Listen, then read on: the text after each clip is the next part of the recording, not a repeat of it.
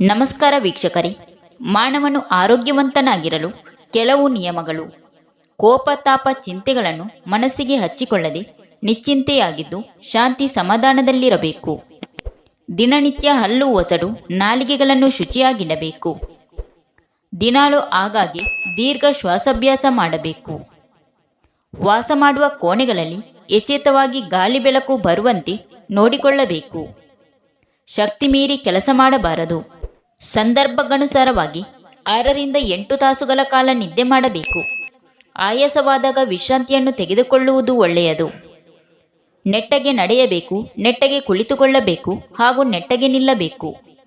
ಆಹಾರವನ್ನು ಚೆನ್ನಾಗಿ ಮತ್ತು ನಿಧಾನವಾಗಿ ಅಗಿದು ಸೇವಿಸಬೇಕು.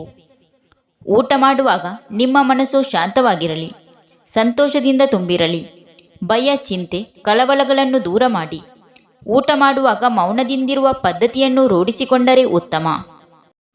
ತಿನ್ನುವ ಪದಾರ್ಥಗಳ ಕುರಿತು ಪರಿಪೂರ್ಣ ತಿಳುವಳಿಕೆಯನ್ನು ಹೊಂದಿರಿ. ಸಮತೋಲನ ಆಹಾರವನ್ನೇ ಸೇವಿಸಿರಿ. ಬೇರೆ ಬೇರೆ ಪದಾರ್ಥಗಳನ್ನು ಮಿಶ್ರಣ ಮಾಡುವ ಕಲೆಯನ್ನು ಚೆನ್ನಾಗಿ ಅರಿತಿರಿ.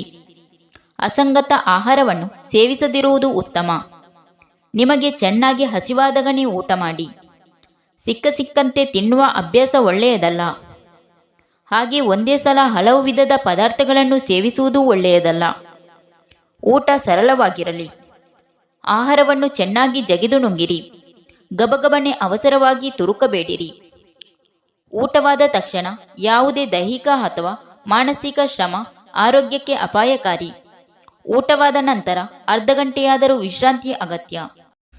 ರಾತ್ರಿ ಗಂಡ ಹೆಂಡತಿ ಸಂಭೋಗದ ನಂತರ ಒಮ್ಮೆಲೆ ಮಲಗಿಬಿಡಬಾರದು. ಸ್ವಲ್ಪ ಹೊತ್ತು ಹೆಂಡತಿಯನ್ನು ತಬ್ಬಿಕೊಂಡು ಪ್ರೀತಿಯ ಮಾತನಾಡಬೇಕು. ಏಕೆಂದರೆ ಇದು ಮಾನಸಿಕ ಒತ್ತಡವನ್ನು ಕಡಿಮೆ ಮಾಡುತ್ತದೆ. ನಾವು ರಾತ್ರಿ ಮಲಗುವಾಗ ಅಂಡರ್ವೇರ್ ತೆಗೆದು ಮಲಗಬೇಕು. ಇದು ತ್ವಚೆಗೆ ತುಂಬ ಒಳ್ಳೆಯದು. ತ್ವಚೆಯಲ್ಲಿ ಗುಳ್ಳೆಗಳು ಬರುವುದನ್ನು ತಡೆಗಟ್ಟುತ್ತದೆ ಮತ್ತು ಅಂಡರ್ವೇರ್ ತೆಗೆದು ಮಲಗುವುದರಿಂದ ಆ ಭಾಗವು ತಂಪಾಗಿರುತ್ತದೆ. ಸಂತಾನೋತ್ಪತ್ತಿ ಸಾಮರ್ಥ್ಯ ವೃದ್ಧಿಸಲು ಸಹಾಯಕಾರಿಯಾಗುತ್ತದೆ ಮತ್ತು ವೀರ್ಯಾಣುಗಳ ಉತ್ಪತ್ತಿ ಕೂಡ ಆಗುತ್ತದೆ. Thank you for watching. Video ಇಷ್ಟ ಆದರೆ ಒಂದು ಲೈಕ್ ಮಾಡಿ, ವಿಡಿಯೋನ ಎಲ್ಲರಿಗೂ ಶೇರ್ ಮಾಡಿ, ಚಾನಲ್ನ ತಕ್ಷಣ ಸಬ್ಸ್ಕ್ರೈಬ್ ಮಾಡಿ.